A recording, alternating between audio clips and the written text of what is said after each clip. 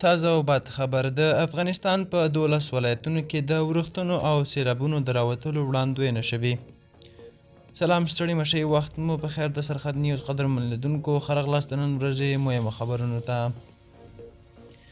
د طالبانو د ترانسپورت او هوایي چلند وزارت د هوا پیژندنې ادارې په 12 ولایتونو کې د سختو بارانونو، تندر، برېښنا، طوفان، دوړو او سیلونو وړاندوینه کړې ده. دې ادارې نن دوشنبې په یوه خبرپاڼه کې لیکلي چې بدخشان، نورستان، کونړ، لغمان، پنجشير، پروان، ننګرهار، کابل، لوګر، پکتیا، پکتیکا او خوست هغه ولایتونه دي چې د باران، طوفان او احتمالي سیلونو اټکل پکې شوی دی.